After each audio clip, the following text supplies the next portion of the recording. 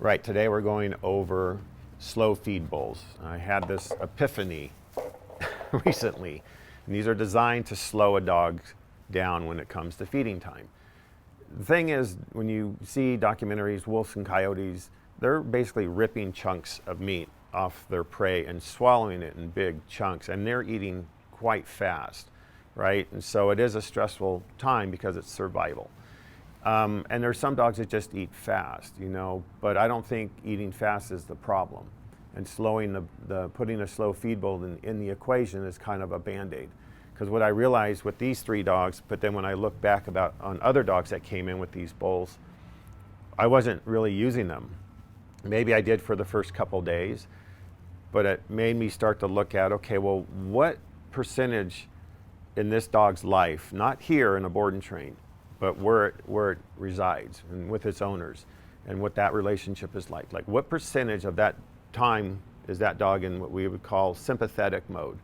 That is just the flight and fight response, right? That's that mode. And then the flip side is the parasympathetic mode, which is the rest and digest.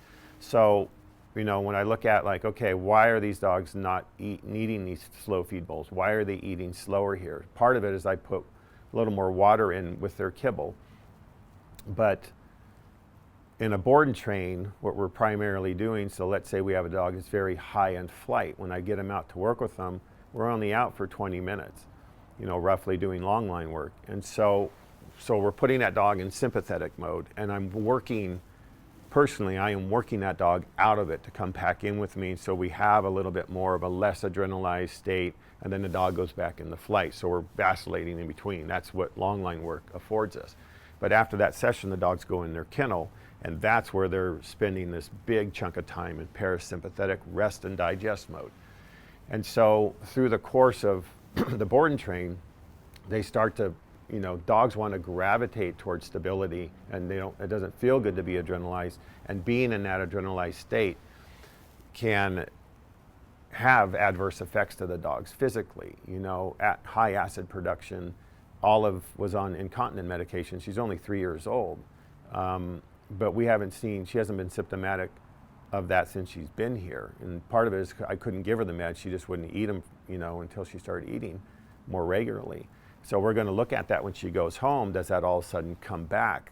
If we don't stick with the board and train program, if we don't take what the dogs have now kind of been reprogrammed to be here, where we're spending more time in parasympathetic, if that doesn't continue when the dog goes home, then there's a good chance we may see these kind of issues that are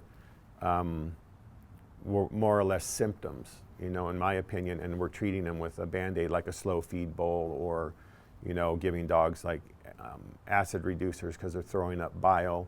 I honestly believe if a dog's living in that kind of state, that is primarily a side effect of it. Maybe not all the time, but in my opinion, when I don't see those things happening here, then that's a really good indicator that those things could just be symptoms that we're treating, and we're not getting to the root cause. So it's just food for thought, no pun intended, that if you're using a slow feed bowl, look at your dog, and is it spending more time in like an adrenalized state? If so, then we want to kind of flip that, so we're putting the dog more into a calm, relaxed state. Place work can help with that. That can be more parasympathetic. Crate time after walking, working, that can shift the dog more into parasympathetic. And then pull the slow feed bowl out. Once you've been doing this for a couple weeks, put the food in the kibble in a bowl and add a little more water, and then kind of see what you see. So just wanted to share that with you because I have 3 dogs in that are on these bowls, and I can say 2 out of 3 don't need them. So thanks for watching.